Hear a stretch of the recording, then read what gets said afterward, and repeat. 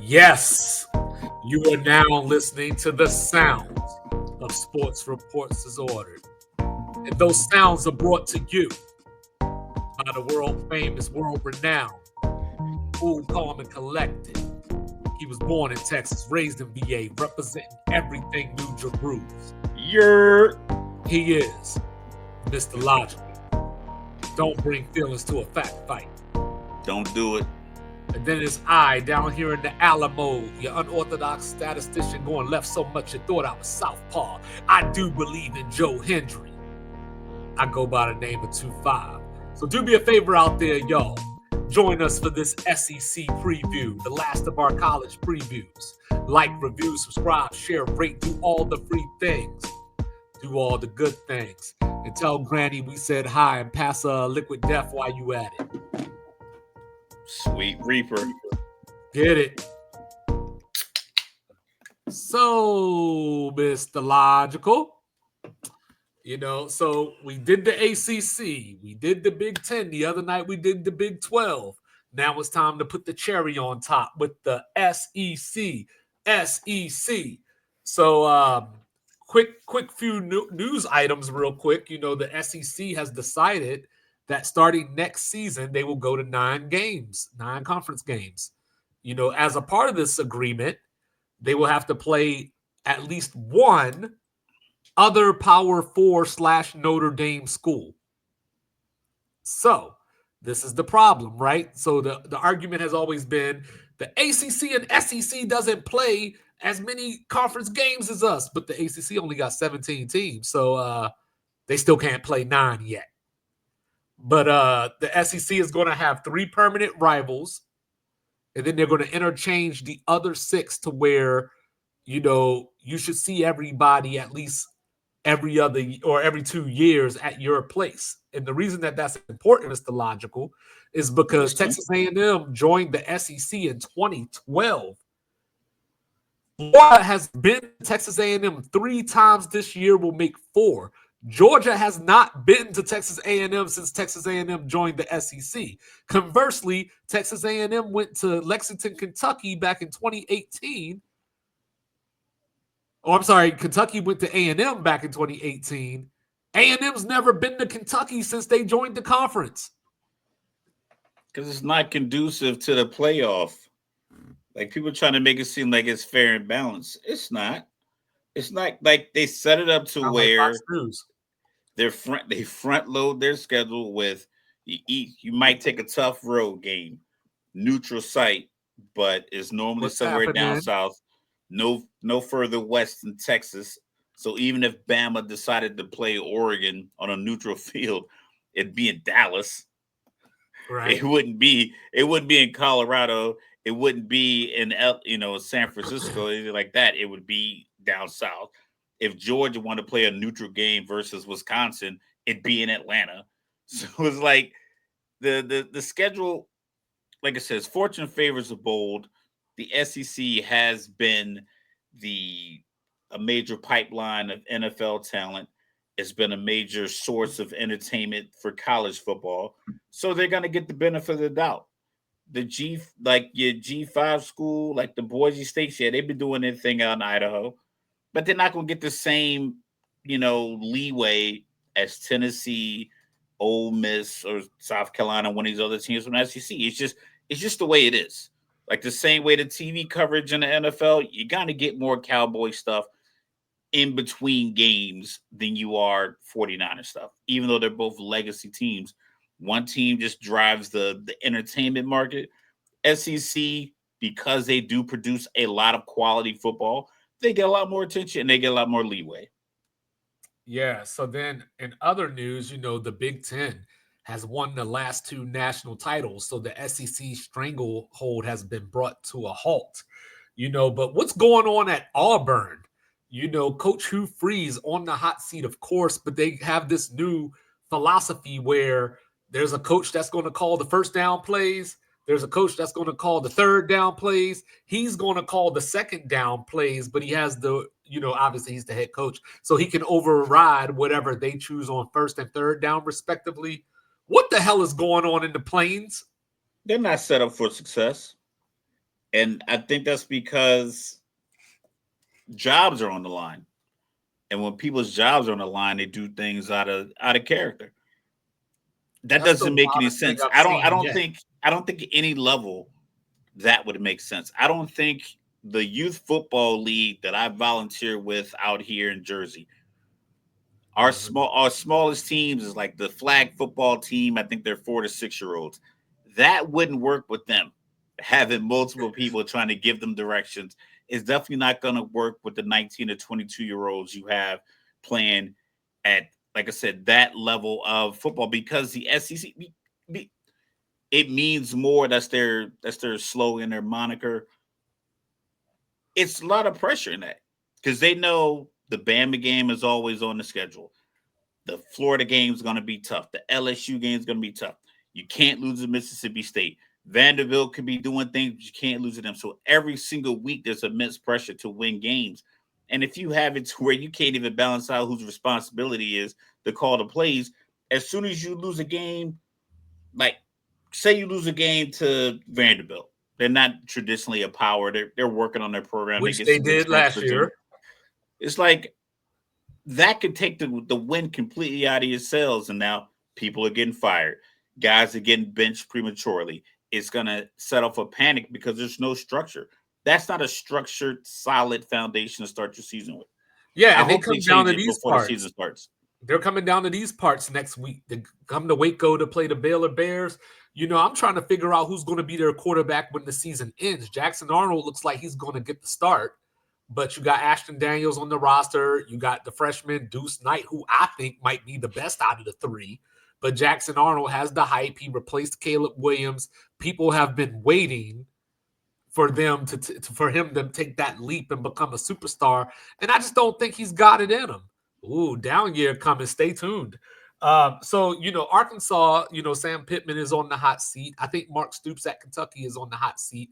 But Oklahoma might come open if they don't get it right this year. Brent Venables, they went out and got John Mateer from Washington State, brought his offensive coordinator, Ben Arbuckle, with him. So a lot of people have OU as their surprise team. I've seen some brackets with OU in the playoffs. Stay tuned about that, maybe. But the last thing we talked about it the other day, Texas. First time ever, preseason number one in the AP poll. And whoever I was arguing with on Blue Sky yesterday, yes, they are the most underrated college football team there is. Maybe you could make an argument for Michigan, as far as Overrated or historically. underrated? Overrated. Overrated. Yeah. Overrated historically. Historically, I'm talking about.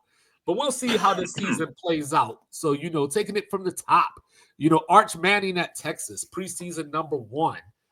So as I look at Arch Manning, he's thrown 95 total passes in his career so far. They played against ULM, the University of Louisiana Monroe, for y'all out there that don't follow the Warhawks.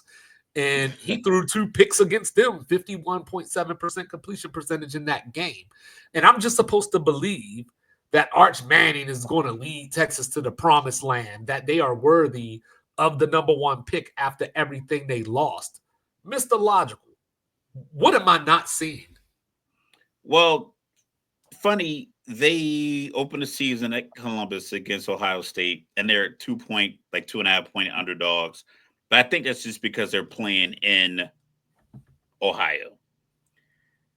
I think people like the hype. I think the name Arch Manning, it comes with a lot of hype. Like, was it a great strength comes great responsibility or something like that? Uh, and I believe that people believe in him. I think that he won't get too far down if he has a bad game. He definitely has three quality sources to go to within his family on how to bounce back from a tough loss or how to break down a defense. So I think just from the mental aspect, I think it'll be fine. I think Texas talent will be fine. I just feel like a couple of games are just going to get away from them. Maybe 1 or 2 games, nothing crazy. I don't think it's going to be a bad year. I don't think he's going to go out there and just throw pick after pick after pick because he is a big quarterback. He does have, you could tell like he's very bonded in with his teammates. He was like taking pictures on the hood, like at barbecues or something like that, like a few weeks ago. So like I think Oh, he Arch is invited understands. to the cookout? I don't know about all the invited to cookout stuff. That's not really my lane. I'm just saying that's where he was taking pictures Hey, with his Quinn got him squad, to back juices to up. back. Quinn got him to back to back semifinals. 25-5 the last 2 years. So I ain't going to bang on Quinn too much.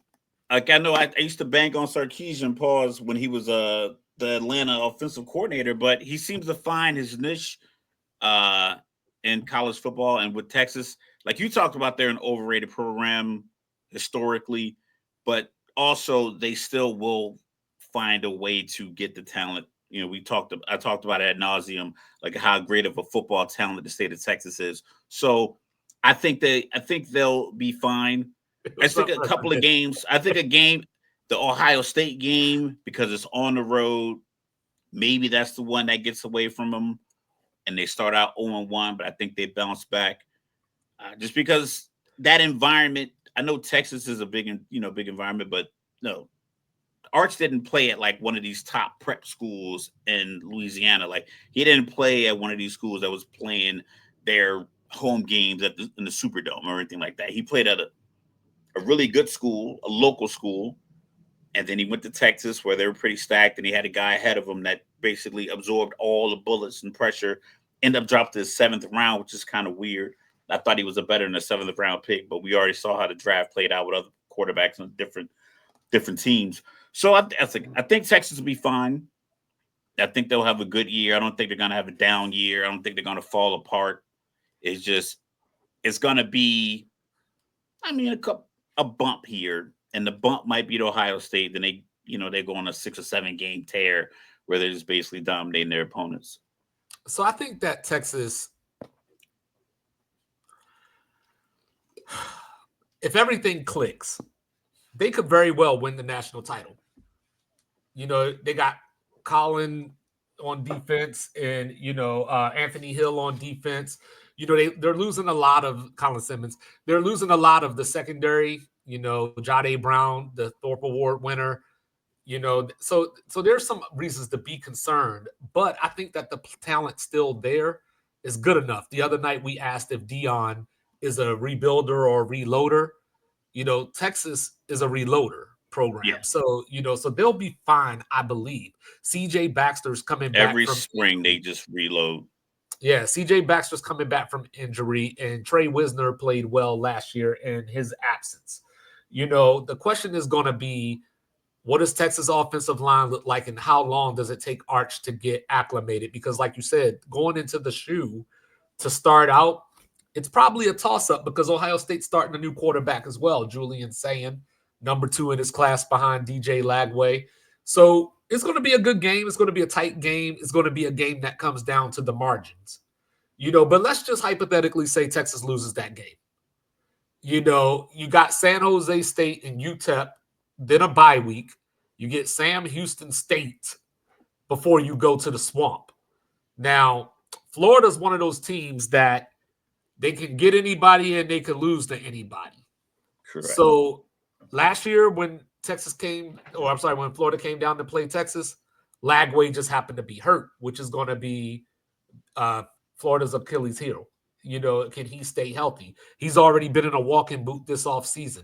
His best receiver coming off an injury last year has a bad knee in the preseason so far.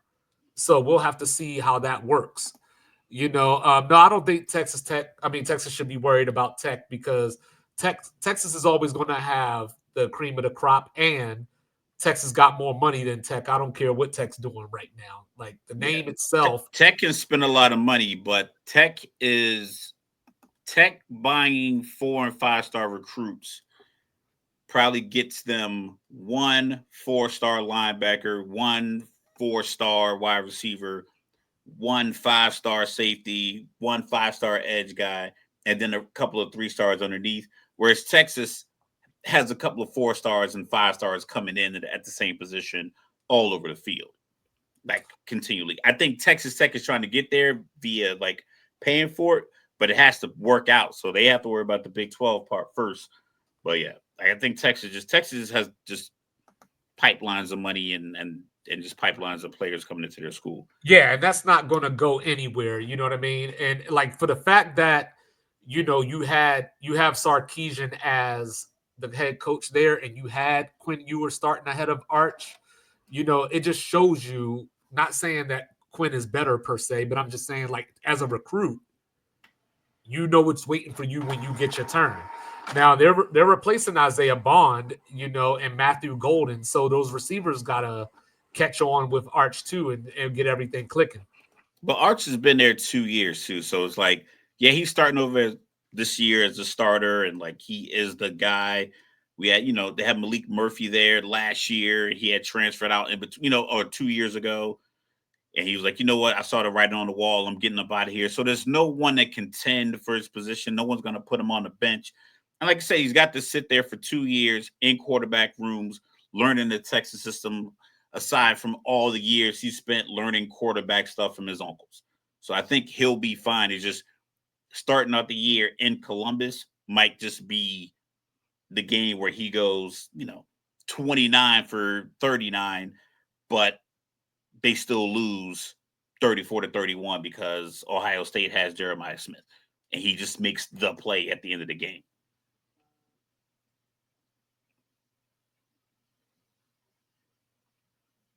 You're muted.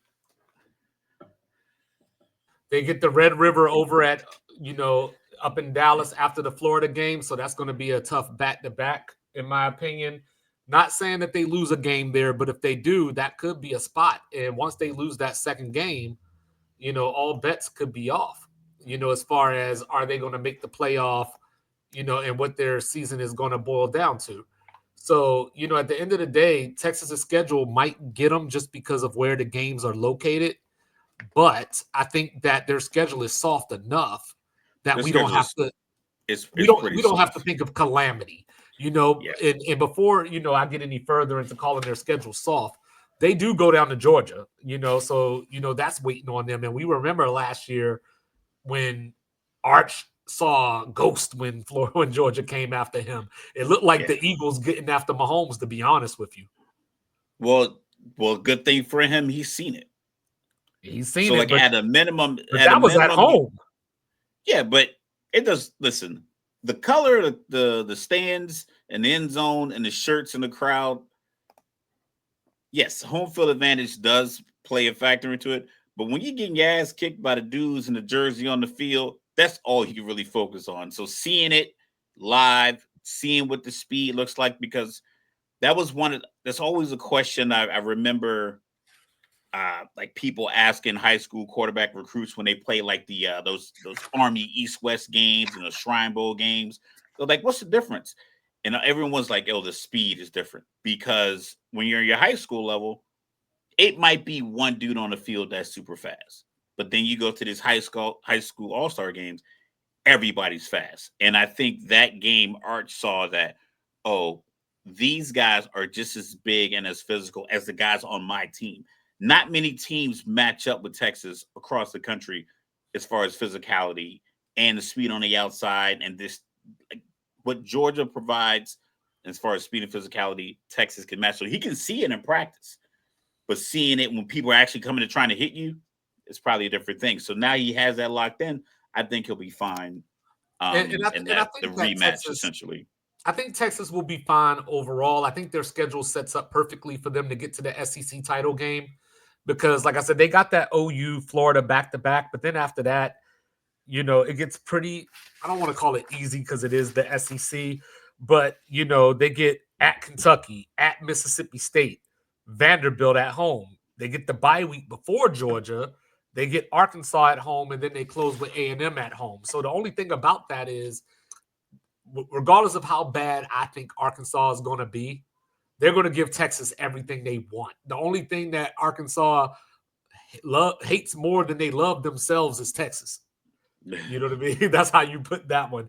And, but LSU is getting some hype. Garrett Nussmeier getting Heisman hype. This might be a do or die year for Brian Kelly. I don't think he gets fired, but there's been some talk out there that his job could be on the line depending on what LSU does. So the problem that I have with LSU is, can they run the ball? They haven't been able to the last 2 years. He's lost the season opener 3 years in a row. Whether that was to UCLA, twice to Florida State, and then They go to Clemson next week. They start their season at the other Death Valley. You Yeah, know what I mean? It's going to be tough. it seems like, yeah, it's not like a lot of favors in this schedule. Uh Nussmeier, there is, I think there's preseason Heisman hype for him. I think there's preseason Heisman hype for Arch. I think DJ Lagway, uh, the quarterback in Sellers in South Carolina. So I think all of these guys are aware of the hype that's associated with them as individuals and their teams. Also in SEC, I do believe that 10-2, 9-3 will still probably slide you into the playoff based off the committee just making up their own mind. So I think Well, the not only pressure's a that, little off there. But 9-3, I think if you can get 9-3 in your SEC school, you're good to go. Because if you go 10-2, like say Texas, I got them going like 10-2, right? Say LSU goes 11-1 and they play an SEC championship game against South Carolina, who are, we'll get to that. But Texas is just sitting there like, I bet we locked in at 10-2. Whatever happens in this game, they'll slot those guys in. But if you get a fluky 8-4 ACC team playing in the ACC championship against a 10-2 Miami, and they beat Miami, and Miami loses that game, and they're like, both of them not getting in. So that Miami at 10-3 is probably out, and then the ACC winner at 8-4 is probably going to be in. So that's going to slide in a 10-2 Texas who didn't play in their championship game. I think it's all set up for the SEC to get 4 teams, and see, I that's think something that I'm because of that, concerned I think about. that's why teams aren't. I think that's why they like playing these games early. The Well, that's SEC is something. the only one of the conferences that plays these kind of like, yeah, we'll go to USC, we'll go here, because they know that they're going to get the benefit of the doubt in the polls as the season plays out, just because they went somewhere tough week 1. Well, that's something that I'm concerned about because they left out Bama at 9-3 last year. They left out Ole Miss at 9-3 last year. Illinois got left out at 9-3 last year. Indiana in, SMU in, and then neither one of them won a playoff game. Didn't look good. So I wonder if we see that again, or if there is a 9-3 LSU, Bama, Georgia, are they going to jump the line this year? I think we saw it with the TCU. They changed the whole damn college football playoff format after TCU got mollywopped. They're like, Well, that was listen, already in the works anyway, though. but Don't blame TCU for that. But TCU wasn't going to get back the next year. They weren't going to get back. We've seen it happen before when they left Bama out and somebody got destroyed, and they were like, we're not doing this again. We'll get both 2 SECs out of the 4, and we'll figure out a way to make it work. Right. I think if SMU got destroyed by Clemson, I'm talking 34-14, something like that, I don't think they get in because the committee could, like I said last year, the committee needs a story that they could take to the podium that the audience will believe. They can go to the podium and say, we felt like SMU wouldn't be competitive in the 12-team playoff based on how they performed in the ACC championship game. We think Ole Miss will be it's performed better, or even with Indiana. I think now that Indiana didn't win any playoff games and they looked a little overmatched against the playoff opponents, they're going to look at that. So if you get a 10-2 Kansas State team or 9-3 Ole Miss, they can be like, well, last year we made the mistake of letting in the darling school that everyone loved and thought was on the up, on the rise. Let's stick to the blue blood. And I think the SEC can kind of bank on one of those teams getting that benefit of the doubt, at least one. So, they call LSU wide receiver U. You know what I mean? And this year ain't going to be any different. They got Nick Anderson coming in from Oklahoma. They got Berrien Brown coming in from Kentucky. Chris Hilton Jr. ready to step up. So, but like I said, it comes back to, can they run the ball? And then defensively, how's the secondary going to look? Ashton Stamps is back there, but they've been very underwhelming and un-LSU like the last few years. Harold Perkins is coming back from injury, so you figure the pass rush will be just fine. Blake Baker came in last year from Missouri as the defensive coordinator and made an immediate impact. LSU was almost LSU again. But I don't know if I trust their defense enough in their running game enough to see them as a serious threat to the national title, even though they got my guy Patrick Payton coming in from FSU. Over in Tuscaloosa, finishing the regular season 9-3 get you fired most years. But it was Kalen DeBoer's first year. It was the year without Nick Saban. They did some great things. They went down to Georgia and won. But then the season didn't end so well. They went to Norman and got bitch slapped. And then they went down to Florida for the bowl game and lost to an undermanned bench playing Michigan team. So the season didn't end on a good note. Now, the good news is Kalen DeBoer went out and got that old thing back. Ryan Grubb, the offensive coordinator who was in the NFL with the Seahawks after, the year prior, him and Ryan Grubb took Michael Penix in Washington to the national title game. So, Mr. Logical, what's your thoughts on Bama this year? Bama, if we look at their schedule, starting out early with Florida State and Wisconsin, Georgia, Vanderbilt, Missouri, Tennessee, their schedule looks tougher. And I just want to believe in Bama. Like, I just can't imagine, just because Nick Saban's not there, a lot of the same players are still there. The philosophy is still the same. I just have a feeling that they're going to be able to keep it going. But it is a tough stretch. Like, we're going to do our playoff prediction. I like it. I like to think that they're going to do well. Like 9 wins again, at least, if not 10 wins. I just don't think it's going to be the way the season ended. I don't think it's going to carry over. I mean, like I think the way the season ended, and we talked about it before when they said, "Oh, those guys didn't really want to be there." I really think they thought they had a real shot at getting in the playoff. They definitely wanted to be there. I mean, they played Michigan, which was the team that knocked them out the playoffs the year before. So I don't want to hear any of that. Yeah, but that doesn't get you to the next round. Listen, I don't really like to subscribe to that form of thinking, but if you know you're going to be a first or second round draft pick, third round draft pick, and you're at Bama, or you're ready to transfer, how much effort are you putting into this bowl game against Michigan that gets you some makeshift trophy? I mean, that's all fine and dandy if Michigan was playing their starters. Michigan were playing backups too. Like they were missing 20 players. They didn't play none of their running backs. They didn't have any real wide receivers to worry about anyway.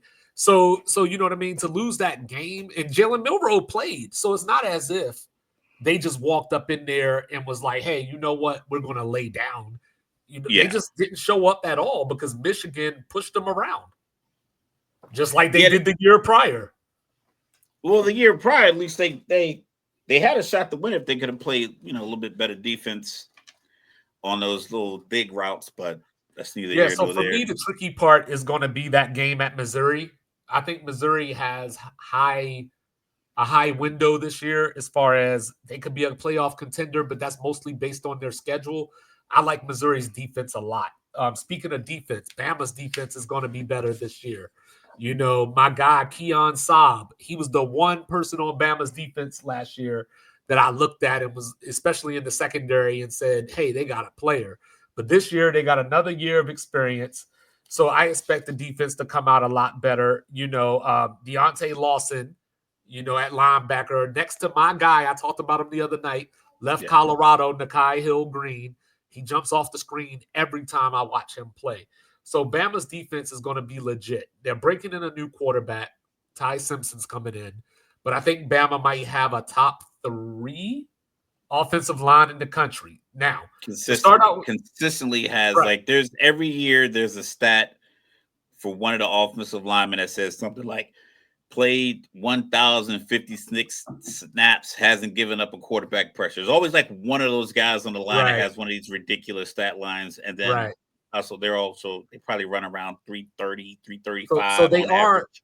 It is worth it to note that they are going into Tallahassee next week without their starting running back. Jan Miller broke his collarbone, so it sounds like he might miss the first 2 games of the year. I think they'll be fine, but I'm just saying, they brought in Jeremy Bernard from Miami to go next and across to Ryan Williams, who had that beautiful catch against Georgia that put Georgia out of their misery. So Yeah. I'm big on Bama this year. More to come.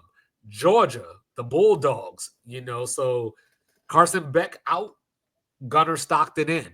So he didn't have the ideal situation last year. He had to take over, in the second quarter of the SEC championship game, get a few weeks off after that and then prepare for Marcus Freeman and Notre Dame's defense. So it's unfair probably to judge Gunnar Stockton on those 2 games, being that those were his initiations into college football. Yeah. But I do wonder how good he can be. They got the weapons. They brought in Zachariah Branch from USC, so they got a weapon now after losing Arian Smith, but leading the nation in drops last year. Nate Frazier is going to step up at running back. I'm not saying he could be a superstar, but he's going to be damn good. They brought in Josh McCray from Illinois to complement him. Now, this is the first time I could remember, especially since Kirby Smart has been the head coach, for me to have questions about Georgia's secondary.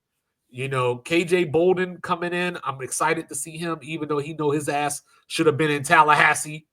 I don't like how that went down, but it is what it is. I still want to see him play.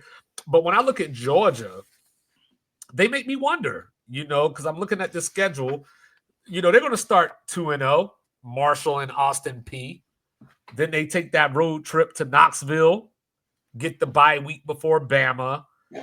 Hey, don't laugh, but hey, Auburn is the key here because they got Georgia and Bama coming in this year. And the Yeah. last time Georgia and Bama both went there, it took Georgia a late play in the fourth quarter to get out of there, and it took Alabama a 4th and 31. So don't take it for granted. Yeah. But Auburn always has, it always seems like they're missing a piece to be a well-rounded, consistent team. Like there's always something missing. Either they don't have the playmaker at the quarterback position or defense. There's always something that they're just missing that keeps them away from being 10-2, and they end up being 7-5 or 8-4 out of nowhere. And they do go through coaches a lot too. Like for a team that should be more consistent, they do. Like I said, Right. they're just I kind of mean, they missing a were piece. When paying you Gus talk about the Malzahn quarterback, the biggest buyout ever until Jimbo came along. so they Yeah, have to figure it but out. I But like yeah, I Georgia. like Georgia's schedule. Yeah, I like their schedule too. Besides the, like, I mean, you figure they're getting Bama at home, so there's at least that. But Kirby Smart has shown that he doesn't beat Bama very often. I got my eye on the cocktail party. I don't care what y'all calling it nowadays. It's still the cocktail party to me because last year with Carson Beck, Florida had a 20-6 lead in the third quarter until DJ Lagway got hurt. And then Georgia came back and won because they beat up on the backup. So I'm interested in that. And I mean, I'm going to go on the record right here and right now. And I'm everything created equal and all healthy. I'm taking Florida to win the cocktail party this year. They close out the season with Georgia Tech. It was supposed to be at Bobby Dodd, but much to Mr. Logical's delight, the game will be in the compressor, aka Mercedes Benz, So It's a nice stadium. It's a nice stadium, but it's a college football game. If it was a championship, all right, cool. Do the money grab, charge the extra 10 or 15% or 20% per ticket, and have it at NFL stadium. But if it's a regular season rivalry game, it should be on somebody's home turf, unless it's like established, with the Red River Shootout where it's in the middle, and it's been like that for however it's been. It's this established thing where like that's their tradition. We meet in the middle, but right. if you don't have that, just doing it randomly, mainly this year, because like I don't think I've really paid attention to it until this year because you brought up it's like 3 or 4 games like that where I'm just like, but I felt the same way about the NFL, like having division games when these guys are playing in Brazil. Like, no, they need to play at home like that. There should be a home field advantage. It shouldn't be like, oh, we want to put asses and seats and TV and different fans from. But that's neither here nor there. We'll talk about that after we do our previews because I'm gonna feel that same way all year. Yeah, so speaking of surprise teams, I brought up earlier how a lot of people had Oklahoma as a surprise team. Well, I'm going to talk about my surprise team now, just in case y'all hadn't noticed. It's Aggies up in here tonight. Texas A&M, Mike Elko, year 2, and that defense. Buzzsaw time. Now, I know they're because you're missing. giving them money. I know you're giving them money and you want a return on your investment. There you go. But, I know they're missing Nick Skirton.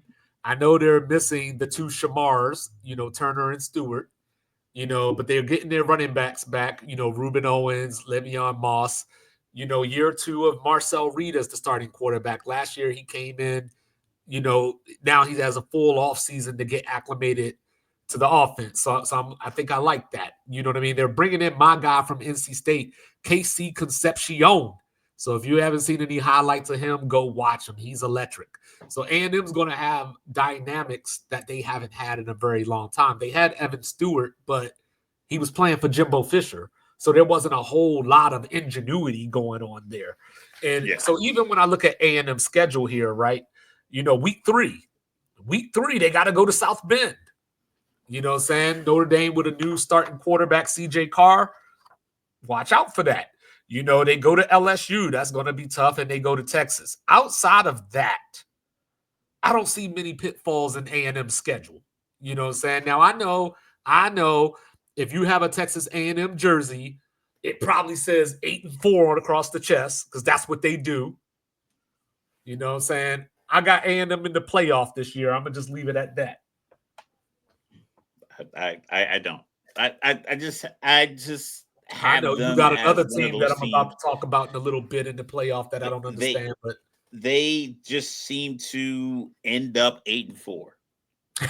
We talked about when they were having that battle with Jimbo Fisher and Nick Saban, and Nick saying, "Hey, Texas A&M bought their team," and they had, I think they had the number 1 or at least the top 3 recruiting class for a couple years in a row under Jimbo Fisher that prompted Saban to go to the boosters like, yo, dog, I need some more money because A&M's buying everybody.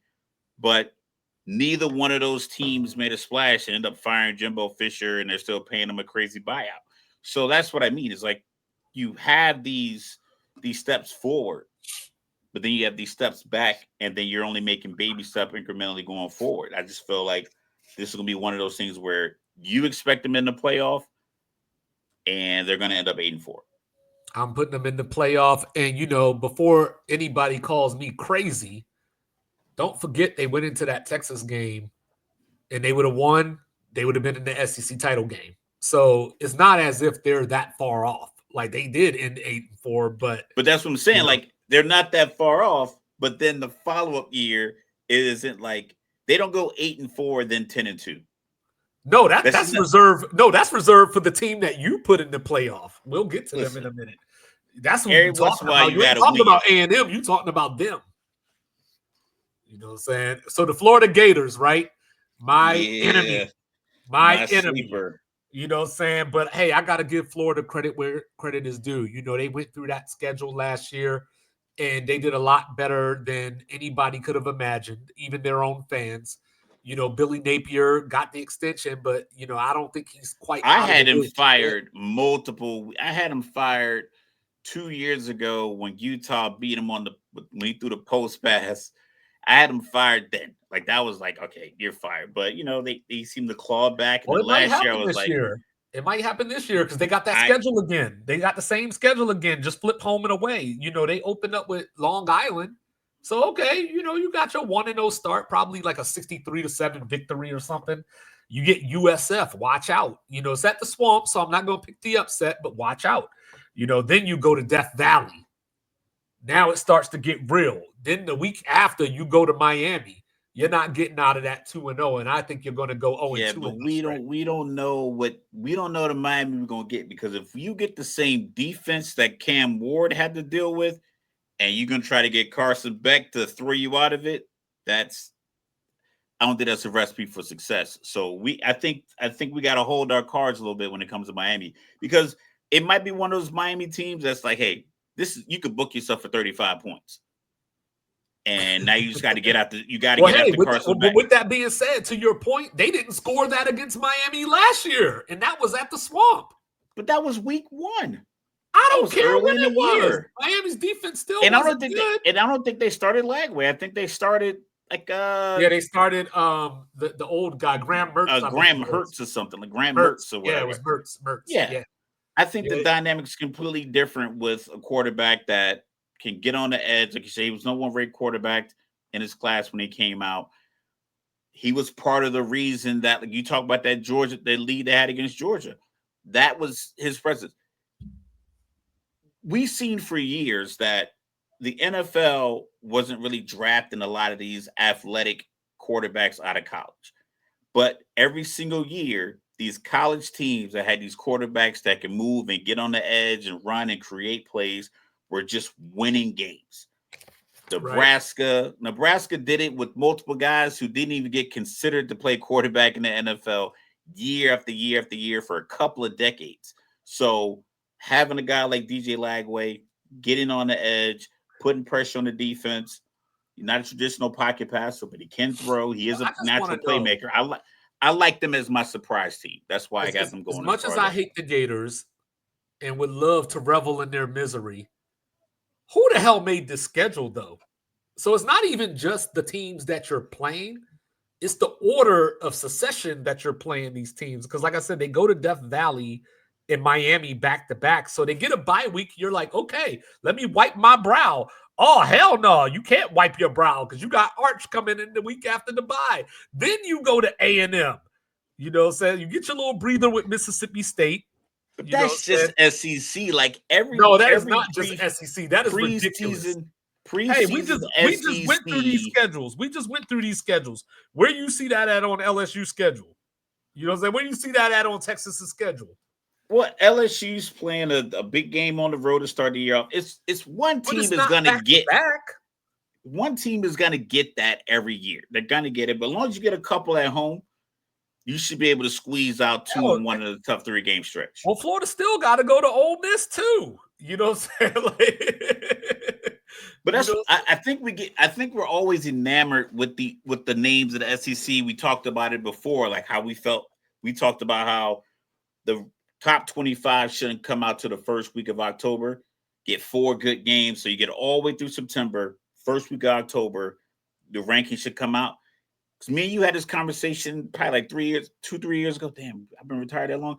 When I first started my job, it's like they'll do the top 25, and Mississippi State might be 2-1, but they'll put them at 17 because they're going to play Bama next week. So then Bama gets another top 25 win, but Houston was playing Cincinnati, and Cincinnati was 3-0, and Houston was 3-0, but Houston was 23, and Cincinnati was like 12. So if we always felt like they've always stacked the teams in the SEC that way. And you always got to give there's 10 benefit of of them the in the doubt. top 25 right now, and we haven't even And played a game yet. that's what I'm. So it's like it's gonna look crazy when we're talking about it in August, but we don't know how the new quarterbacks are gonna really pan out. That's why I picked a lot of returning quarterbacks and a lot of dynamic quarterbacks. All I right. think the only one, like with LSU, I didn't pick Nussmeier just because I'm just not a Brian Kelly guy. I feel like he sells his team out at the podium too often. I see it on the sideline, the way he reacts to players. I don't like his demeanor. He always looked like he got mom spaghetti on his shirt. He just looks like he goes to the podium and he says stuff like, "Hey, we couldn't complete a pass in the third quarter. I guess that's on me." Like Well, you he remember says that stuff like video, that. right? You remember that video where Manti Te'o was talking about, like, yo, we walked up in there and saw those Bama dudes, and It's like, yo, it's gonna be a long night. You know what I'm saying? Like your coach ain't supposed to be having you feel like that. Like, I'm not necessarily gonna blame that on Brian Kelly, but I'm just saying, like, the head coach that is going to lead you to victory and to this promised land is not going to have you fearing another team in that way. Exactly. But you know what I'm saying? When you But yeah. see it, it's a little different when you got to tackle some of these dudes and they're your size and they play running back and you're a linebacker. So then you got the team that you're putting in the playoff. I don't want to spoil your bracket, but I saw some bullshit on that too. But the South Carolina Gamecocks. Now, I will say about South Carolina, right? They lost by 2 to Bama last year. They were an onside kick recovery away. They got the 2 pick sixes called back against LSU, which I don't think I've ever seen happen before in the same game for hitting the quarterback on the return. They got talent, but they lost a lot of talent. Saying Kyle Kennard's in the NFL. Nick Imawari is in the NFL. They still got, Dylan Stewart. He's back to wreak havoc on offenses, but does it look the same without Kennard there? He had 11 tackles for loss and 6.5 sacks as a true freshman, but I just want to know, Rocket Sanders is gone in the backfield. But if this was NCAA 26, I would agree with you because they still got Nick Harbor. Yo, they got Nick. Like I said, I went with, like I said, a Mr. Logical. I kind of keep it simple. I was like, okay, who's every year, like South Carolina doesn't fall off. They don't fall apart. Even when they had Spencer Rattler, it didn't look great, but it was like they still were competing. It's just you could tell he might not have been up to par. Like he wasn't as dynamic as you needed him to be. We can see it in the NFL now where he's just a good quarterback. It's probably a career backup. But I like Sellers. I like what he does. I like what they can do offensively. I like the speed. I like the speed size combination. And I think there has to be some turnover in this conference where every year it can't be Georgia, Bama, LSU. Someone has to come up. So, like, I have my 2 surprises being Florida, South Carolina. I think this is the year that the other teams take a step back. So they're the other ones. Not a drop off, but like I think this is going to be the year where I think that like something different has to happen. They're the other ones that have the Florida schedule. You know what I'm saying? They do open up with Virginia Tech. Of course, that's neutral site. Yeah. But they go to Mizzou this year, but then there comes that middle of the season where they go at LSU, OU at home, Bama I think at OU home. is going to be just as poor as they were last year. Yeah, but LSU and Bama ain't. Then they go to Ole Miss, and they still got to go to Texas A&M after that. So to your point, Residente, I think South Carolina is close to figuring it out. I just think they're going to get swallowed by the schedule. And on top of that, and this is just one of these 2-5 moments, where did Shane Beamer daddy coach at? Virginia Tech, baby. I think it's coming open this year. You know what I mean? And if Brent Venables, if you're listen, I love my home state. I love my home state, but I'm not leaving South Carolina to go to Virginia Tech. So the only thing that saves that, in my opinion, is the fact that the ACC schools probably can't pay what the SEC schools can to their coaches. But if we're just thinking about everything being equal, if Brent Venables don't get it right, I wouldn't be shocked to see Shane Beamer get a call from OU. And I don't think you turn down OU to stay at South Carolina. I think you turn down OU. Absolutely think you turn I've down been watching OU. college football too long for that to be true. Listen, I'm turning down OU to stay at South Carolina because you are a liar. Oh, absolutely not. Listen, I do Oklahoma. If they don't get the best players out of Texas, what are they? They're 5-7. The only reason you're turning down Oklahoma for South Carolina is because it's closer to Jersey. I mean, listen. Don't give these airwaves. I've been to South Carolina and I've been to Oklahoma. If I had to choose a place to live to do any job, it's going to be South Carolina. On top of the fact, if I'm going to coach a college football team, I'm not going to Oklahoma. Look at Mike Gundy. You think he's having a ball in Stillwater? It's not. It used to that's be. Oklahoma It State. used We to talking be. about the big boy.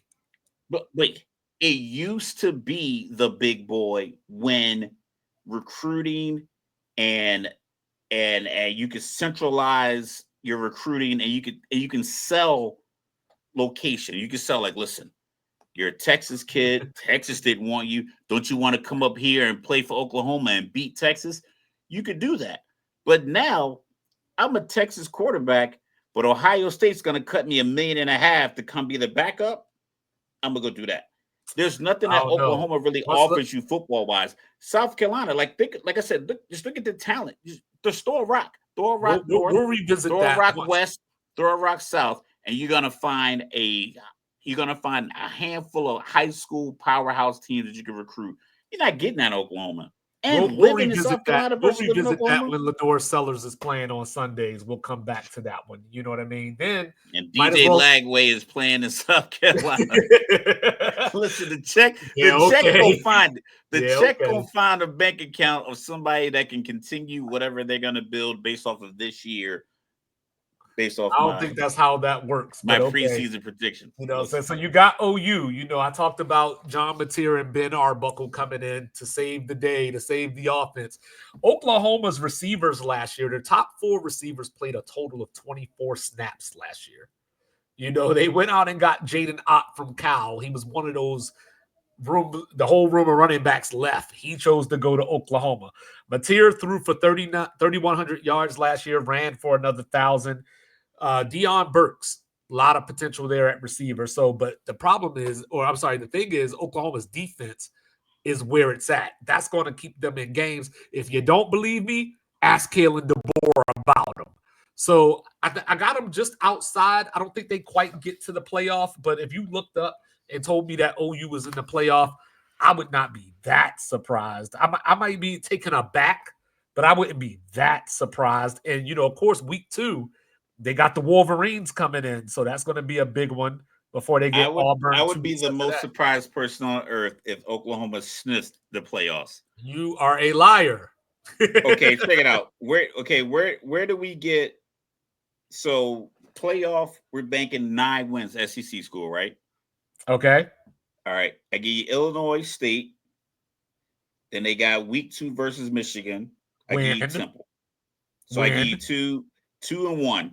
2-1 after September 13th. Yep. Auburn win 3-1. Kent State, I'll give you 4-1. Betts, I give you 4-1. Texas lost. South Carolina lost. Ole Miss a rivalry lost. game. Tennessee lost. Alabama lost. Missouri lost. LSU lost. Slow down, sir.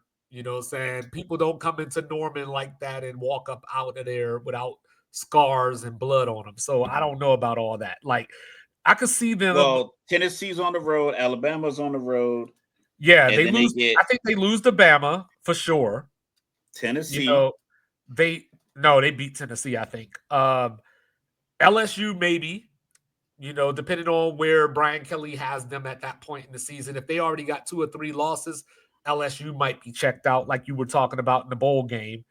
At South Carolina is going to be tough. It's going to be tough. But I don't know if South Carolina is going to repeat what they did last year. I got 3 losses by October 18th at a minimum. I don't know. So that means they would have to play perfect from October 25th. I think that they're undefeated. I think they're undefeated going into the Texas game. And you got them undefeated. I got Michigan. I got a loss in Michigan. No, you don't. I got a loss in Michigan. Yeah. Are you buying the Bryce Underwood hype? I just figured by then, if he doesn't have the passing game figured out, they just gonna put in a bunch of run pass options for him, and they just gonna do how they did Ohio State last year, where they just dominated the line of scrimmage, run the ball. I think you're short-selling OU defense. Like OU might have had the 2nd or 3rd best defense in the SEC last year, and they're going to be just as good this year.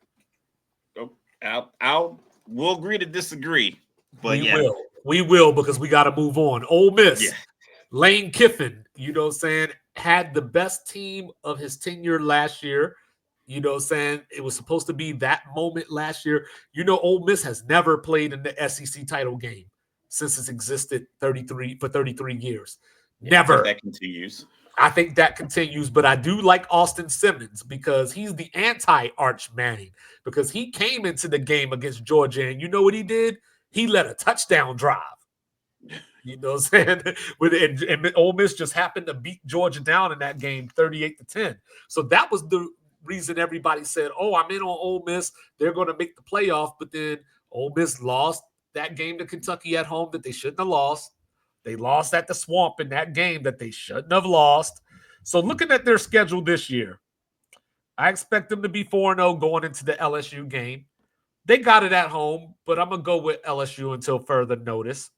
They pick up the win against Wazoo, and then I think Georgia is going to lay the jackhammer on them. You know what I mean? Down in between the hedges. You know, then you got the toss up with Oklahoma.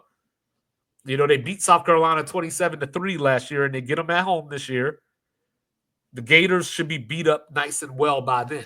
So Ole Miss, I think, has a 10-2 ceiling, but they're one of those teams that fall into the I got to see it to believe it category. Yeah, So I they're the just team can't that go there. lose at home to Kentucky for no reason. Yeah, so I just can't go there.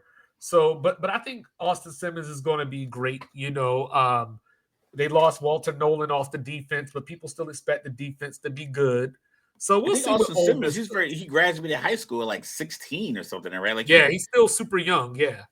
yeah. And, you know what I'm saying? So they got a few years out of him unless somebody comes calling. But Mizzou bringing in Bo Pribula from Penn State. You know, he was the backup that led the victory against Wisconsin. But what Missouri does not have is Luther Burden. You know, they don't have Theo Weiss. So who's he going to throw the ball to? The good news is he's a running quarterback. So you add Ahmad Brady, you know, who was on the all-freshman team for the Sun Belt last year at Louisiana Monroe, that same team that gave Arch problems, by the way. So I think Missouri has a schedule here that they, and just for their status, that they could only dream of. You know what I mean? Like they're not, they got the South Carolina game. You know, they get, you know, that's going to be tough. They get the bye before Bama, but it's at home. We don't know what Auburn's going to be at that time of year when they get Auburn. So as long as they don't slip up against Vanderbilt, they go into those last 4 games, I think, with a chance to get to the SEC championship game. You know, I think it's weird that their quarterback is going to wear 21, but they said Sam Horn and Pribula are going to play game 1. I always say if you have 2 quarterbacks, you don't have one. No, they'll be fine. They're going to win that game 78-6. So, you know, both quarterbacks were going to play anyway. Yeah, but if both quarterbacks are going to play and they're going to play well, then what do you do next week when it comes to Kansas, Missouri? Do you do the same thing? Do you play both guys, or do you just make a decision? Do you just pull the trigger on like, okay, you're going to be the guy? Make a decision at that point. Like you just have to, you know. But I mean, it's not like Kansas's defense is going to put up much resistance anyway. So, you know, I think Missouri has a 10-2 ceiling as well. I don't think they get there, but if you were going to have a schedule that would set up for you to shock everybody, this is probably the schedule. You know, when you're looking at it, as far as they still play the tough teams. But when you look at the home and away splits, you know what I mean? I think you feel good if you're Missouri. Yeah, you got UMass at home. You have Louisiana. Like you said, Central Arkansas. Like, so it is set up for them to go on a run. They're going to be, theoretically, say they get through Kansas. 1-2. So they're 3-0 until they lose to South Carolina. Then they're 4-1. They could literally be 7-1 and finish 8-4. They could be that type of team. Yeah, but their schedule is definitely a lot lax. There's no Georgia on it. I don't see LSU on it. Yeah, they close with Arkansas. They could be the team that knocks out my Florida surprise because I think their schedule kind of lays out to where if you get through Bama and South Carolina, and you only have 2 losses starting October 18th. If that happens, they're going to the playoff unless they lose at OU. But you got Texas A&M after that. So I'm you sorry. figure, The OU game is at home. Never mind. The OU game. yeah. I'm looking at the So wrong schedule, I if think. you could get No, they are to, at OU. Okay. if you could start out 1, 2, 3, 4-2, the second loss being that game October 11th to Bama. You got Auburn, Vandy, Texas A&M, Mississippi State, and Oklahoma and Arkansas to like they could be the team that, like you said, that 10-2 ceiling could really lock in because I think they can go on a run. They could be the 9-3 team that we argue about this offseason about should they have been in the playoff or not. Because they're lost because they might have that Texas A&M loss, and Alabama loss, and South Carolina loss, and it's like, Yeah, and we're gonna look at it like, these teams like SMU or whoever it might be, Louisville, whoever it might be, didn't play the schedule. You know what I mean? So that I think that could be true. But I don't believe that's true about the Vols. Tennessee is coming into this year. They haven't won at the Swamp since right after 9/11. You know what I mean? So there's that to start off with. Joey Aguilar, I think that Nico's a better quarterback, but I think that Joey Aguilar does fit this system Josh Heupel likes to run. Definitely better than Joe Milton did. But the problem with him is he just turns the ball over too damn much. You know what I mean? So that's where I think Tennessee's going to get into trouble. But I think that their defense is going to be legit. They held their opponents to 16 points a game last year. They're getting Boo Carter, back as well. They got Jamard McCoy coming back off the ACL, so we'll see how long it takes him to shore up the secondary. But I think Tennessee's defense is going to be good enough to keep them in these games. Like, I think they're going to give Georgia a battle early, because Gunnar Stockton's still going to be trying to figure it out. But, hey, while we're talking about that, they haven't beat Georgia since Josh Dobbs threw a Hail Mary to Cedric Tillman. That was a crazy game. That was a crazy game, but that was also AJ a very Green long caught them time on the ago. other end. Yeah, that was a long time ago. So I'm not all the way in on Tennessee. I'm looking at a 7-5 team in my estimation. Yeah, Tennessee feels more 7-5 on a regular basis than they should. I know. Once again, the same thing. The temperament of the coach just seems to just kind of sway a little too much. I need you to be a little bit more even keeled, unless you're winning a lot. Like if you're winning a lot, you can kind of be as demonstrative as you want. But I just need a little bit more confidence out of the coach. I don't get that much. I mean, to be fair, I think the Nico situation over this offseason, I think that really does mess up the flow. I think it messes up the flow for the guys who are there as well, because you need incentives. No matter what job you do, no matter how old you are, no matter what the profession is, you need incentives. And if you look around and you see someone you deem as a top performer or someone you felt like probably should have gotten the nod, or someone who shouldn't have gotten the nod, get a nod, and the person who should have got one didn't get one, that affects you, especially when you start out 2-2. Hey, to be fair though, like it's gonna be a lot of like, you know what, I'm up out of here, because it was like the red shirt transfer that was it 3 weeks into the season or 4 weeks after the fourth game, you can say, you know what, I'm done. I'm going to transfer portal. I mean, if the vibes aren't right in the locker room, it can be tough. I mean, hey, to be fair though, I mean, they did make the playoff last year. You know what I mean? They do have something that not a lot of SEC teams have in the last 10 years, which is a win over Bama, even though you always talk about how the kicker false started and everything. The kicker definitely false started. But Auburn, we already talked about in depth. I'm not going to get too much into them. But I will say, once they find the quarterback, they should click, because they might have a top 7 wide receiver duo in the country. Cam Coleman killed it as a freshman last year. They're bringing in Eric Singleton from Georgia Tech. So if they can find the quarterback, Auburn could be cooking. But Arkansas ain't cooking nothing. Arkansas is in the fridge on ice. The eggs are cracked. There's mold building up. Sam Pittman, I think, is gone after this year. Taylor Green came in from Boise. They did well last year, but remember, they lost to that 3-9 Oklahoma State team. They did beat Tennessee, though, back to your point. Last year, they lost 30 players in the transfer portal. This year, they lost 40. You know what I'm saying? So, but my question, A handful of them went to Ole Miss because I was looking through the yeah, they players. did There's a do lot that. of dudes wearing Arkansas pictures, Arkansas gear in their pictures that went to So my Ole Miss. question about Arkansas is more or less why can't because Arkansas was always a football school.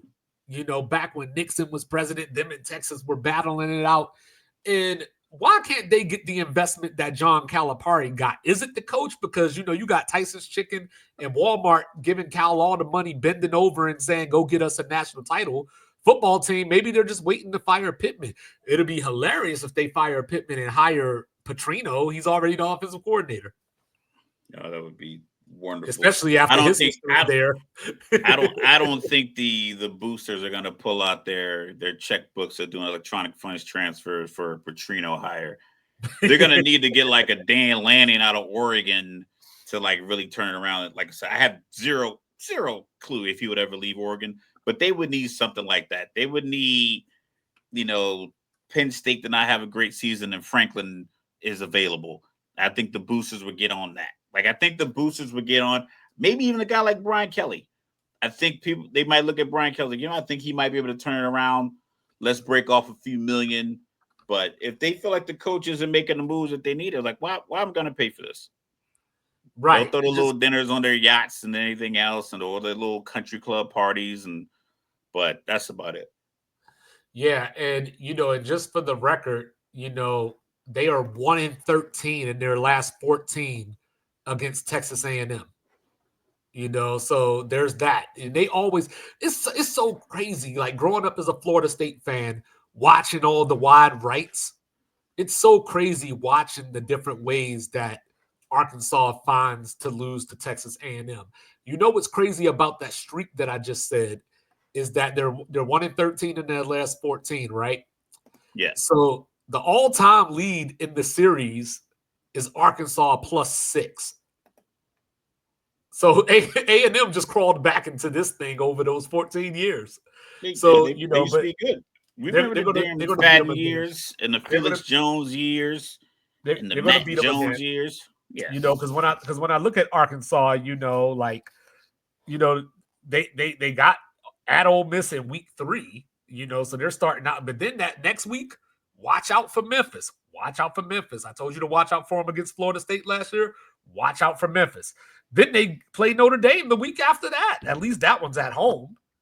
They get A&M, then they play Auburn, and then they close the season at LSU, at Texas, Missouri.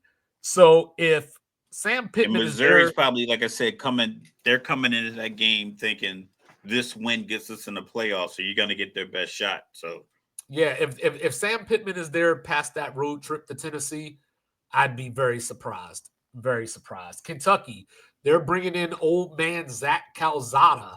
I remember years ago, he was Jimbo's quarterback in that thriller 8 o'clock game at night, 41-38 victory over Alabama. And then it was like, oh, Zach Calzada, he's the new kid on the block. Yeah, he went to Auburn after that. Didn't work out. He came down here to the University of the Incarnate Word. Shout out Cardinals. And now he's on his way to Kentucky. And just to sum Kentucky up, Mr. Logical, that game against Georgia last year, yes, where they they were should have down, won. I believe it was 10-9, or they were up 10-9. The score was somewhere in that range. And Mark Stoops punted from his own 42 on a 4th and 2. And of course, Georgia ended up winning the game. They lost the receivers, Dane Key and Barry and Brown. They're rebuilding their offensive line. So here's my quick take on that. If Kirk Ferentz finally hangs it up, Mark Stoops might be the head coach at Iowa next year. He went to Iowa. It's home, the alma mater. He might look at that. But also, the other part of that is you were talking about Kenny Dillingham the other night, Arizona Yeah. State's coach, and how he handles things. We got to remember, before last season, Mark Stoops had that Texas A&M job until the boosters came through and said, "Nah, we're not paying for him." And then he ended up back at Kentucky. So there could be some kind of funky dynamic there. Just saying. You Yep. know, then you got our guy, Diego Pavia, the Alabama state champion, right? He beat Auburn on the plains with New Mexico State 2 years ago. Last year, he went into Auburn with Vanderbilt and won. And then not only that, they knocked off Bama last year, put up 40 on them. So what do you do for encore? You know, you That got was a 7 strange starters. game. I think they had the ball for like 18 minutes or something. Yeah, it was something like that. Yeah. So they got 7 starters coming back on defense. 12 total as far as people that actually played a lot of snaps last year. Their head coach Clark Lee, he was the defensive coordinator at Notre Dame before he came to Vanderbilt. He took over defensive calling last year, and their points per game given up went down by 12.8 points. So, the problem with Vanderbilt is they don't have a lot of dynamics. They have Eli Stowers, they have a nice running back, but they just don't have that game breaker, turn 3 yards into 8 or something along those lines. They don't have that. So it's a lot of relying on turnover margins and a lot of Everything has to go right for them everything to has to get go their right. 24 to 30 Yes. points. Yeah. But I think they're going to be good this year. You know what I mean? They get Virginia Tech at Blacksburg. Don't forget they beat Virginia Tech last year. They get South Carolina the week after that. So that's an L. But then they're on cruise. So they could go into that Bama game 4-1. You know what I mean? Now I think Bama's going to slap them around, especially going off of last year. But then they got LSU and Mizzou and at Texas back to back. It's going to get a little rough. So I think 7-5 is a success for Vanderbilt this year. Yeah, I think they Pavia was quoted. They have national championship aspirations. They feel like they have a national championship level roster. He was playing NCAA 26. Practically, I don't think it applies to reality. I love the confidence, but it's just like you said, they don't have the pieces that in you're down 20-6 third quarter, this group on the field offensively, defensively makes the play that turns the tide. Like they're down 20-6, they're probably going to lose that game because they just don't have. You need somewhere game breakers somewhere. We talked about Georgia's defense last year against Texas in that game. Georgia had playmakers defensively that made life hell for the Texas quarterbacks, where even if they couldn't move the ball on Georgia for a couple of drives and maybe they punt or maybe like an ill-timed turnover, the defense can go out there and force a quick 3 and out or get a turnover right back and maybe turn that turnover into points because they're that dynamic. Vanderbilt doesn't have that. So like you said, they got to get that fumble early. They got to turn that into points. They can't miss field goals. Like they can't give up the big play. Like they can't, come back on the field. 10-3 defense goes back on the field and then they give up a 60-yard bomb and now it's 17-3 because they just your team, the talent of your team doesn't match that kind of a deficit. Yeah, but for the record, I do got them closing out the season with a victory at Tennessee. And then finally, Mississippi State. They got to be a little bit better because they can't be that bad. They went winless in the SEC last year. The University of Dak Prescott, y'all. So Jeff Lebby is in year 2. Blake Shapen is back. He got hurt last year and the offense just went in the tank. They gave up 38 points a game in the SEC against SEC opponents last year. So they got a chance to not make any noise, but early season, they got a chance to show us that they're better because they get Arizona State early. They get Arizona State really, really early, week 2. You know what I mean? They get Tennessee, and I've heard people say Tennessee better watch out. I don't know if I'm quite there yet, but I don't think they go winless in the SEC again. I just don't know who they're going to beat. I mean, I think you got a shot against Arkansas. It gets rough. Yeah, I'm like as far as like the way, like I said, the way we've kind of divvied out the wins and losses, it looks like Arkansas might be their shot. Maybe a rivalry energy boost against Ole Miss. I mean, it's unlikely, but these games do happen. Like there's like our predictions are probably so far off that it's like ridiculous. It's going to be one of these teams that we got going 75 can go 10-2 and play an SEC championship game, and I got Florida in the playoff, and they could go 5-7. So it's like, ain't that crazy that Mississippi State has played in an SEC title game and Ole Miss hasn't? it's strange considering like the coach that they have and the talent that they get. A lot of talented players. I mean, but they had DK Metcalf and AJ Brown on the team at the same time and didn't make the SEC championship game. And it's like AJ Brown is out here making the Eagles wide receiver core look like the Avengers. They couldn't even win with Jim Kelly's nephew. Yo, that dude is I just wanted to get that off. His life was in spirals. I remember he was fighting in a high school game. Yeah. I just wanted to get that off. But you know what I'm saying? If Blake Shapen can't get the job done, then they got my guy that should still be at Florida State, Luke Kromenhawk, because you know Mike Norvell waited until week 12 or something to play him regularly. So you know, Mississippi State does have some talent. You know, they're bringing in Jalen Smith, that linebacker from Tennessee. They got Devon Booth and this is the all name right here. Fluff Bothwell. You know, they got him coming in from Southern Alabama. 832 yards last season, 7.2 yards per carry. So, Mr. Logical, just to put the bow on it. What is your SEC championship game? Who is the winner? I got Florida versus South Carolina. South Carolina wins the SEC. Who and who? South Carolina's winning the SEC. I'm going No, forget that. Against Florida. Who and who?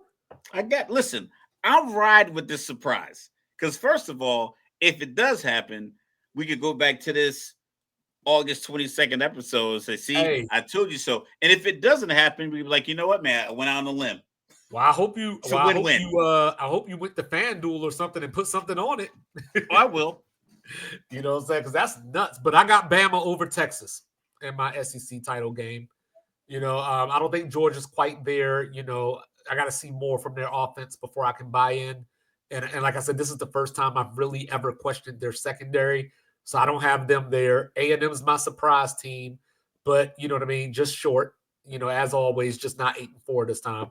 You know, Mizzou has the schedule, you know, but I'm going with year 2, Kalen DeBoer with Ryan Grubb back. Alabama's defense rises back up, and I think they beat Arch in the SEC title game. So there you go. So now it's playoff time. You know what I mean? We got the playoff brackets that we got to get to here. So let's see if we can get this going here. Mr. Logical's going to start us off with his playoff picks. Once again, is always pretty. It's a guess. All right, let's. All right. So here's our bracket here. You know, bracket provided by the great folks over at sportsbookreview.com. Shouting them out. My number 9 didn't save. Wait, okay. It did, yeah. Mine didn't save. So take mine down. Like I think I made some edits and they didn't change on the back end. But like so I'll just run it down. I got SMU, Texas, the 12-5 game. I got Texas 5 because Florida loses the SEC championship game but still gets in. I got Florida at 9, Oregon at 8, Notre Dame, Georgia, Ohio State, Bama. I just think the SEC and the Big Ten are going to get a bunch of teams in, and everybody else is going to get trickled in. I don't think the G5 is going to get a school in. I don't think a Boise State, because someone's got to go undefeated to get in. I got Utah winning the Big 12. I got Penn State winning the Big 10. Like I said, I got South Carolina winning the SEC, Clemson winning the ACC. I got Utah beating Texas in the second round. Oh, okay. Penn State beating Oregon, South Carolina beating Georgia, Clemson beating Ohio State. Got Utah versus Penn State. Penn State beats them. South Carolina versus Clemson rivalry. I like it. Then I got national championship game, Penn State versus South Carolina. And Penn State wins the national championship game. So let me ask you a question. That's what I'm going with. Let me ask you a question. Yeah.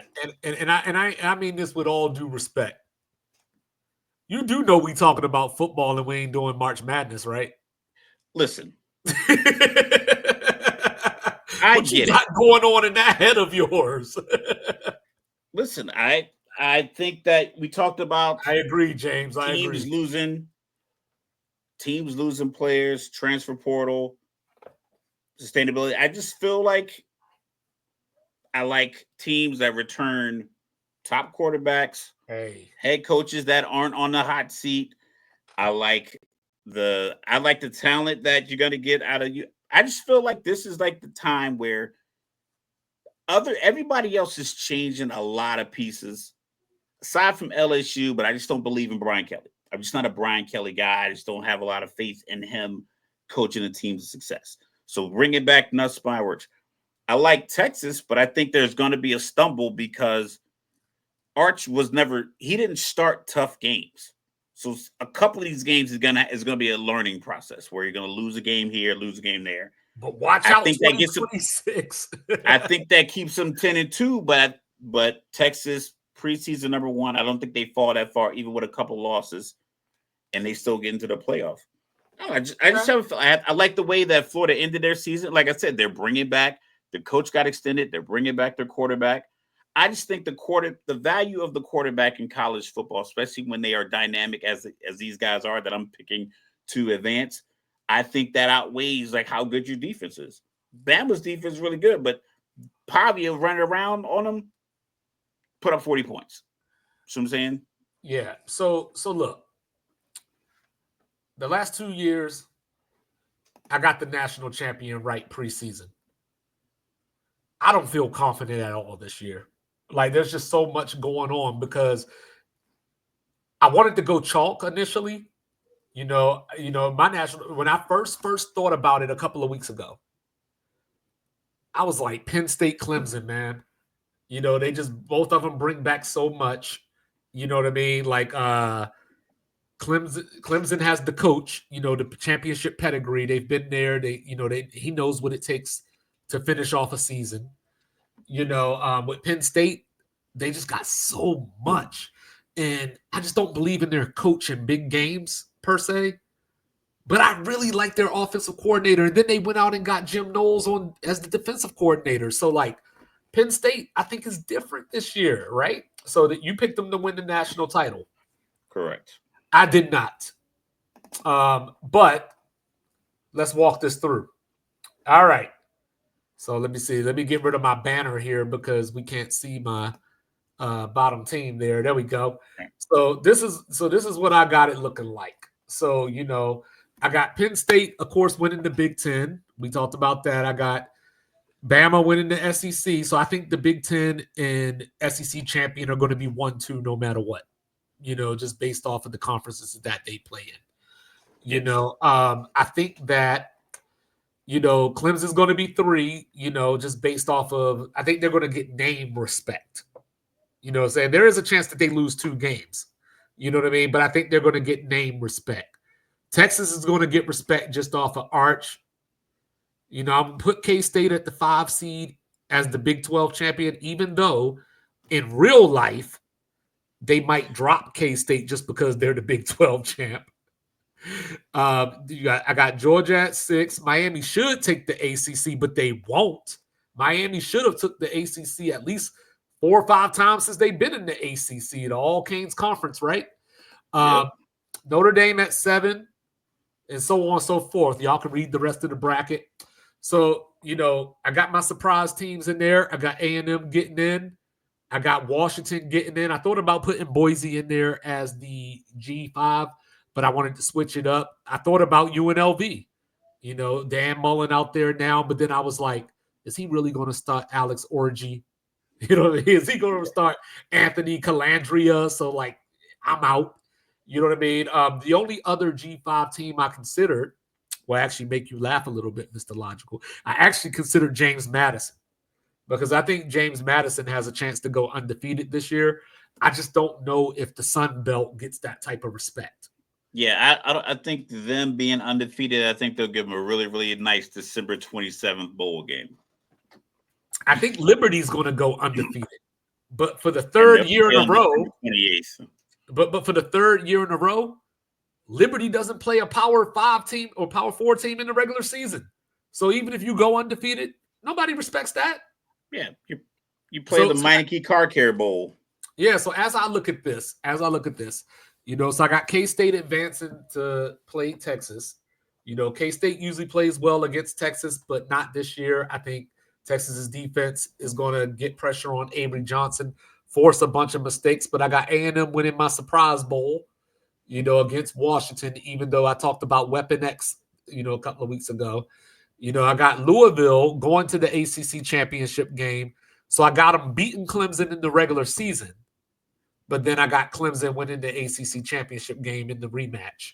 So, Louisville ain't matching up with Georgia. I don't care. Like Gunnar Stockton, I know I said what I said, but by the end of the season, Kirby will have the defense on par. Ohio State over Notre Dame, which gives me the matchup in round 2. Ohio State and Bama. I'm going with Bama. Ryan Day, he clicked his heels. The fairy tale is over. So you Georgia got and him with Clemson. 80 and 80, was it 88 and 11? And he's Yeah. going to be fired. Yeah. Georgia and Clemson, saying I'm here for it. Penn State over A&M. And then the next round, this is where it gets a little tough because I looked at Texas over Penn State. I thought about it, but then I was like, I would just be contradicting myself. Saying I would just be picking something just to pick it because fuck Texas. Saying? Like, I'm not buying the hype. They're going to get into the playoffs and everything. And that dude I was arguing with on Blue Sky, you'll be able to tell me Texas got in the semifinals 3 years in a row. And I'm going to be like, yup, and they still ain't win shit. Bama, Georgia rematch. Georgia gets them the first time between the hedges. Bama gets them back. I got Bama over Penn State as James Franklin is visibly seen shitting down the side of his leg in the fourth quarter of that national title game. You have a lot of I didn't see this. You sent it to me and I emailed it back to you. I didn't see Bama being your national champion. It just didn't seem like it fit what you kind of value with these other teams. I just feel like they have just as many holes as any other like top program. So I just didn't see them. I don't think they do. The only thing, iron it all out. The only thing that I think would stop Bama, like as far as even just getting to the playoff, is the new quarterback. That would be the only thing. You know what I mean? But I'm trusting Kellen DeBoer. You know what I mean? Nobody had really heard of Michael Penix before Kellen DeBoer got a hold of him. He's a winner wherever he goes. His career record is something like 93-10 or something like that. He got Washington to the national title game. So I just trust the coach more than anything. And he, like I said, he got Ryan Grubb back, and they just have that dynamic, that kind of chemistry. That synergy, if you will. Penn State is more like they just bring back they just much. Have it. They just have so much. Yeah, it's on hard that football to pick against team. them. Yeah, which is the same argument. So dynamic.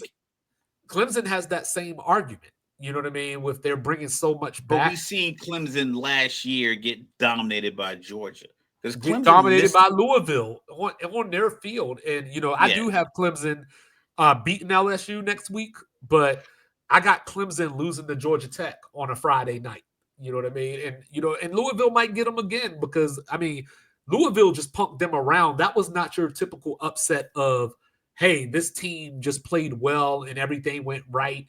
Louisville punked them all around Death Valley. You know what I mean? Death Valley came to life, if you will.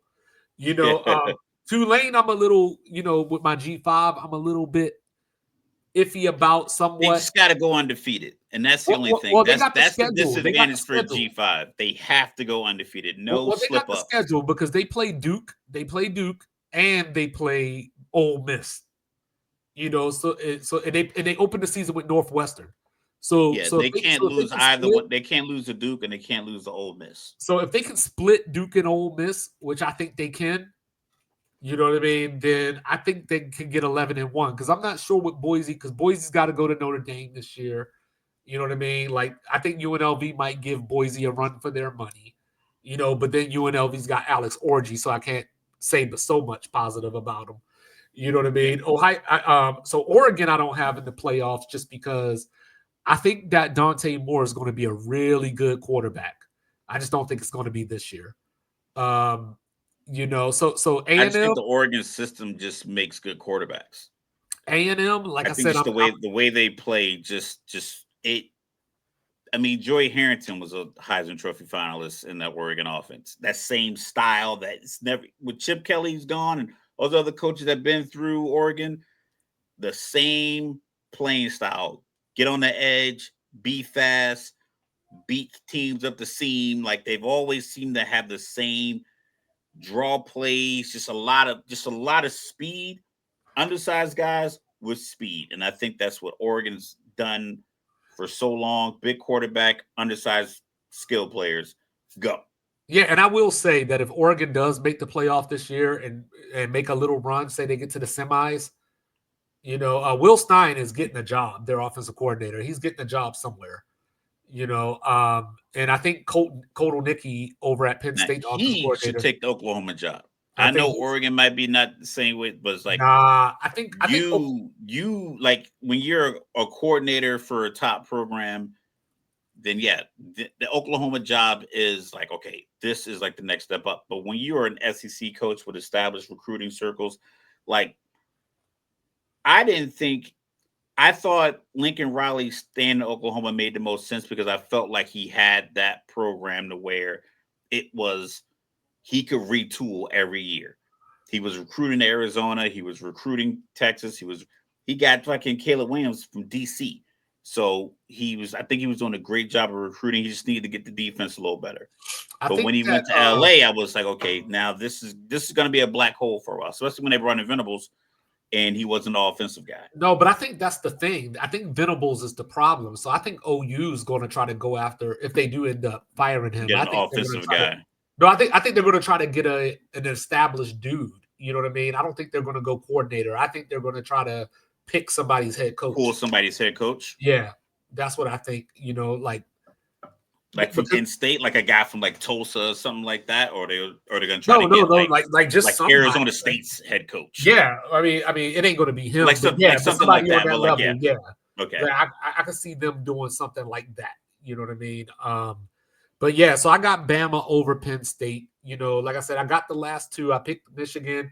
I picked Ohio State preseason, but I'm not so confident about this one because I think there's just so much up in the air. Like all these teams have questions. Like if nothing else, I knew Ohio State was probably more talented than everybody else.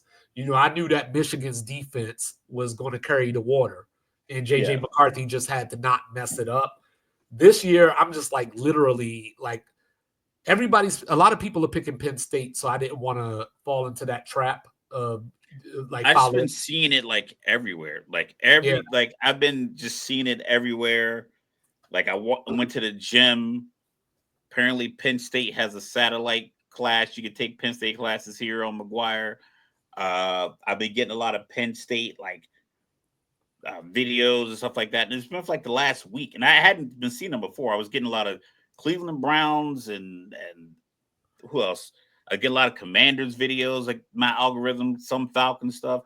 But like for like the last week, probably since Sunday, I've been getting Penn State stuff every single day. And then, like I said, when I walked into the gym, it was a big Penn State sign, and then like somebody I was talking to had a Penn State hoodie on. Like it just was literally everywhere. also you've been programmed. You know what I'm saying? Like literally, I was at work. Someone came down the stairs, and I was looking, and they had like Penn State hoodie on. So I so was like, you know so what? all I gotta Maybe this is say, the year. is if Kirby Smart wins a national title with this Georgia team, we gotta have a Kirby Smart Urban Meyer conversation. Nah, man, not touching Urban Meyer. I think we gotta have that conversation if he wins with this No one's team. touching Urban Meyer. You know what I'm saying? I mean, there's some people touching Urban It's Meyer. it's Nick Saban.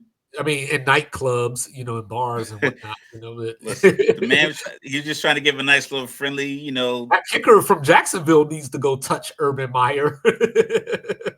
After Urban yeah. Meyer was kicking him in the ass, he need to go see Urban Meyer and touch him. Urban Meyer, NFL, yeah, yuck, terrible. College, yeah. Yeah. He Speaking was of the criminal. He was NFL, top notch. Speaking of the Oklahoma should NFL, call him, see how his health is going. speaking of the NFL, we will be back on Tuesday as it's time to start talking AFC. So we're going to start it off with the AFC East. It's You gonna be know, take quick. it to the South, go north, and finish in the West. You know, so this has been Sports Reports Exhorted. Thank you all for tuning in. Thanks for the engagement. You know, thanks for rocking with us. We appreciate you. Biggest movement since Dipset. Thank you, Grandma. We'll be back Tuesday. We got Farmageddon tomorrow. K-State over Iowa State. Kansas and Fresno State. Hawaii still favored over Stanford. We love y'all. Like, review, subscribe, share, rate, do all the free things. Do all the good things. Don't forget your liquid death. That ain't free unless you want me to get it for you. Sweet I will. Reaper, holla. I will. We got Peace. people.